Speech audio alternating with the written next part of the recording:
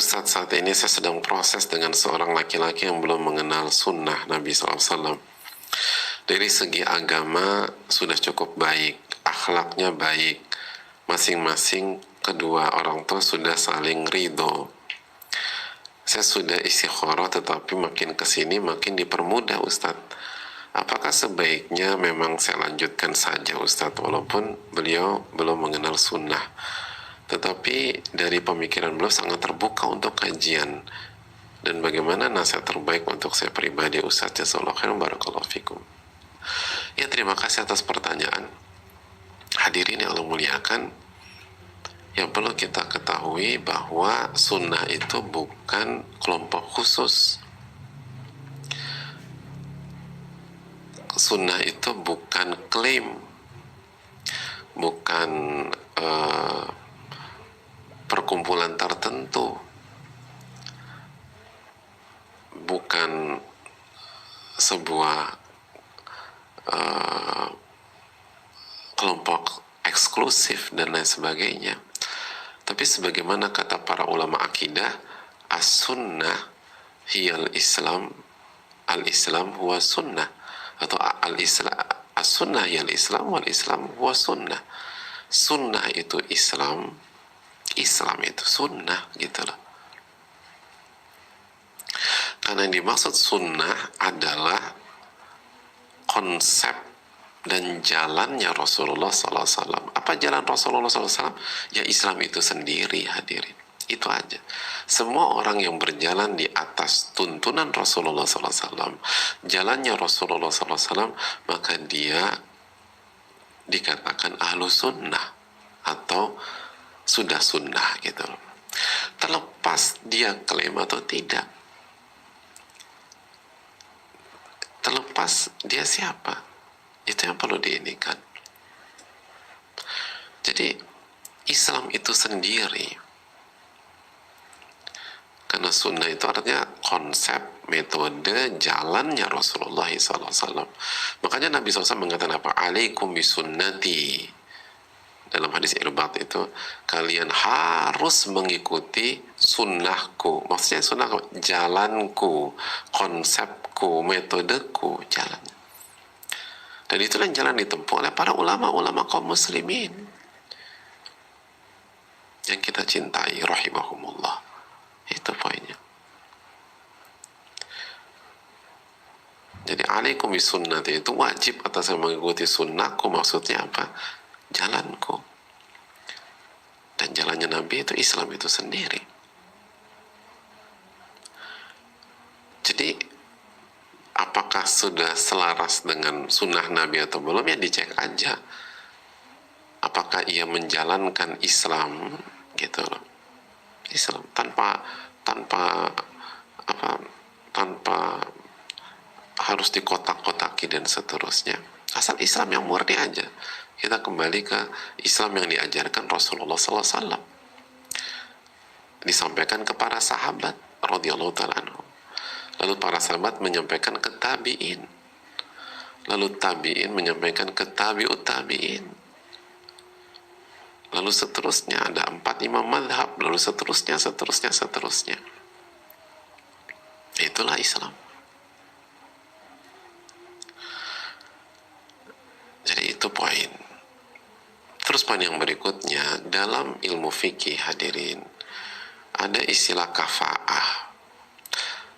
Pembahasan tentang kafa'ah. Kafa'ah itu artinya kesetaraan.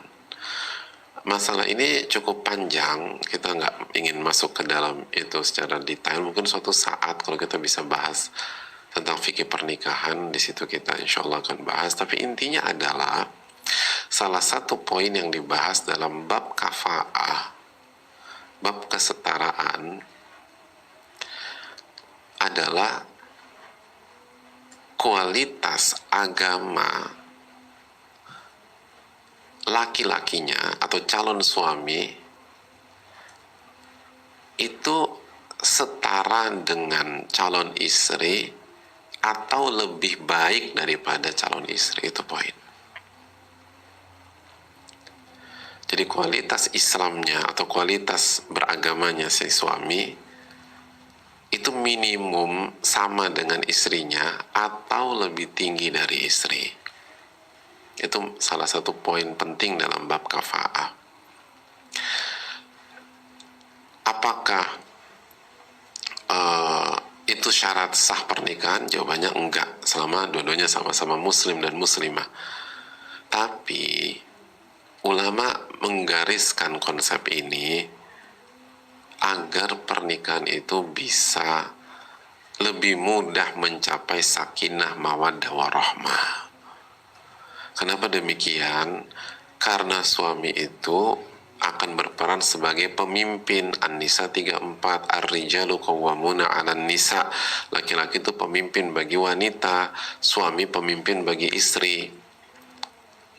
Yang namanya pemimpin seyogyanya lebih tinggi kualitasnya dibanding yang dipimpin. Minimum sama. Minimum sama. Karena kalau kalau suami sebagai pemimpin di bawah istri, itu lebih rentan terjadi kendala, lebih rentan. Itu aja. Maka itu yang perlu diperhatikan. Gimana nih ininya, Islamnya gimana gitu loh. Diamalkan nggak tuh ibadah, ilmunya bagaimana, pengamalannya gimana. Gitu aja simpel. Ilmunya bagaimana, pengamalannya bagaimana. Terus yang terakhir saran saya, dalam proses menuju pernikahan hadirin, itu peran wali sangat penting. Peran wali itu sangat penting. Makanya Nabi SAW mengatakan la nikah illa biwali wa syahidi adlin. Tidak ada pernikahan yang sah tanpa wali dan dua saksi yang adil. Dan wali itu dari pihak laki-laki atau perempuan? Perempuan. Dan yang pertama kali jadi walinya adalah ayahnya. Itu menunjukkan, kata para ulama, pentingnya wanita itu dalam proses pernikahan dikawal, dijaga, agar wanita ini mendapatkan suami yang terbaik gitu. Maka itu hal penting. Jangan sendirian, rentan. Bukan, jadi itu fungsi awal itu mengawal. Ustadz, ya kalau walinya tidak bisa menjalankan perannya bagaimana? Ya mungkin ada yang orang tuanya atau ayahnya masih awam atau masih belum mengerti lah hal-hal demikian, atau belum bisa berperan demikian. Ya coba untuk mengawal proses ya. Kalau untuk menikahkan jelas harus walinya. Tapi untuk mengawal proses, coba cari pihak yang bisa berperan demikian, yang menjaga, mendampingi, memastikan fit and proper, cross check, bahkan mungkin double cross check, mungkin triple cross check, mau gimana lah. Jadi wanita tuh seyogyanya dijagain gitu loh dalam proses gitu. Dan fungsi yang ngejaga dan yang mendampingi mencarikan yang terbaik buat dia. Itu poin. Wallahu ta'ala bishawab. Dan yang paling penting, jangan lupa minta pertolongan sama Allah deh. Terus dekat sama Allah, bermunajat sama Allah dan seterusnya. Wallahu ta'ala bishawab.